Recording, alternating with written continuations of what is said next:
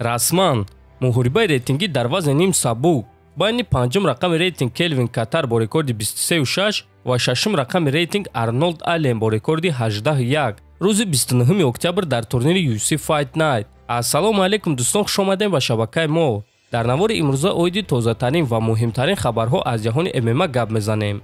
лайкро зер карда 3-4 калима комментария нависен. мо боша наворро оғоз мекунем. шахсоне ки аз Москва ва Московский област хоҳиши гузаштани граница дорен ва намедонен ки ба кӣ муроҷиат кунен, пас мо ба шумо одамони бабоварӣ, акаи ғулом ва акаи умедро тавсия медиҳем ки тӯли чанд сол мешавад онҳо дар ин соҳа кору фаъолият мекунанд. ин бародаро шуморо аз Москва ва Московский област гирифта ба мошинҳои худ ба границаи Қазоқистон бурда меоранд. мошинҳои ин бародаро мошинҳои комфортне буда ҳамаи шароитҳоро доранд. барои ҳамин худи ҳозир ба номерҳои дар рӯи экран буда занг занен ва граница гузашта ҳуҷҷатҳои худро хуб кунен. ва агар ки скидка гирифтан хоҳен, пас ҳатман аз номи канали мо Паҳлавон ТЖ гап занен. аллакай имшаб, яъне шаби 17 ба 18 сентябр турнир UFC Fight Night баргузор мегардад ки дар муҳорибаи асосии турнир ду топови ҷангори вазни 61 кг Кори Сентхаген бо рекорди 14.4 ва Сонг Ядонг бо рекорди 19.6 вомехӯрад.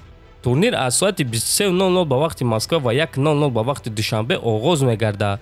а муҳорибаҳои асосии турнир боша аз соати 2:00 ба вақти Москва ва 4:00 ба вақти душанбе оғоз мегардад. ссилкаи пахши мустақими ин турнирро дар телеграм канали мо Паҳлавон ТЖ пайдо карда метонен. ссилкаи телеграм дар описани видео. хотиррасон мекунем ки Кори Сентхаген бо варзигари тоҷик Муҳаммад Наимов ҳамдаста ва рафиқан ва якҷоя тамрин мекунанд. ва шаби гузашта Кори тамринҳои намоишӣ барои UFC нишон дод ва аз ҳама аҷибаш ин буд дӯстон ки ӯ дар тан футболкаи Тоҷикистон дошт. Муҳаммад Наимов ин наворро дар саҳифаи инстаграми худ гузошта чунин навишт: ман ростӣ гап Кориро нагуфтум ки футболкаи Тоҷикистон пӯшт, не ки мада приятно шуд, навиштааст Наимов. ва дӯстон, дар ҳақиқат на ҳар кас ин гуна рафтор мекунад. барои ҳамин мо низ миннатдории худро ба Сентхаген мерасонем ва дар муҳорибаи имшаба ба ӯ ғалаба орзумандем. шаби гузашта варзигари тоҷик Нурулло Алиев дар майдони UFC Epix тамрини намоишӣ барои барномаи UFC пас гузаронд ва ҳамчунин ӯ интервю пеш аз муҳориба дар ташкилоти Dana White Contender Series дод. якчанд рӯз пеш аз муҳориба телеканали UFC пас ин интервюи Нуруллоро нишон медиҳанд ва каме маълумот оиди ӯ низ пешкаши мухлисон мекунанд. хотиррасон мекунем ки аллакай шаби 20 ба 21 сентябр Нурулло Алиев барои роҳхат ба UFC дар ташкилоти Dana White Contender Series муҳориба мегузаронад. рақиби ӯ боша варзигари амрикои Ҷош Уик мешавад. бояд гуфт ки рақиби Нурулло таҷрибаи хуб дорад ва ӯ ҳам дар замин ва ҳам дар стойка хуб меҷангад. аммо гӯштинги Нурулло аз рақиб дида зуртар аст ва мо боварӣ дорем ки Нурулло рақибро шикаст дода соҳиби шартномаи UFC хоҳад шуд. ҷангвари машҳури UFC Тони Фергюсон гуфт ки кай дар карьераи ӯ проблемаҳо пайдо шуданд. баъди оне ки геҷи маро шикаст дод, дастаам маро тарк кард. мо маҷбур шудем ки ҷудо шавем. ҳар кас аз пушти роҳи худ шуд.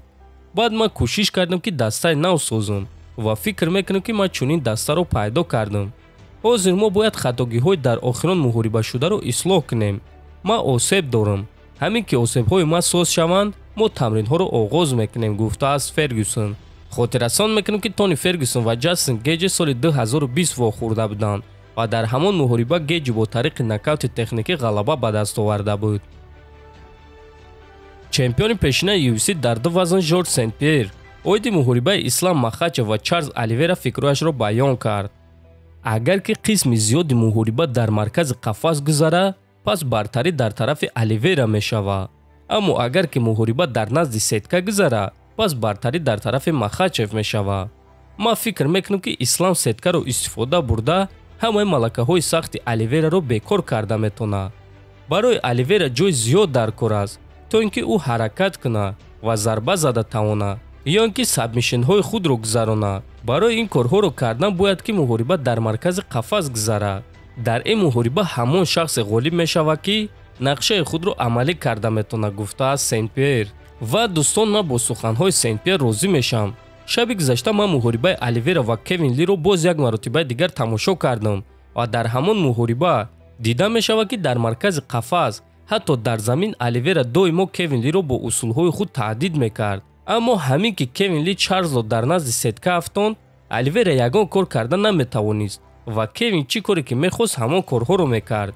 бале, дар ҳамон муҳориба Ли мағлуб шуд, аммо ӯ нишон дод ки Оливера дар назди сетка қариб ягон кор карда наметавонад ва ман фикр мекунам ки нақшаи Ислам Махачев маҳз ана ҳамин мешавад.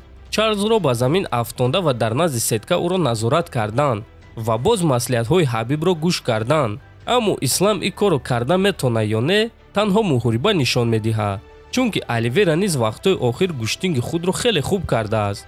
шумо дӯстон чӣ фикр дорен? метавонед фикротонро дар комментария нависен. Дар канал обуна шавен то бозидид хонободу сарбаланд бошен.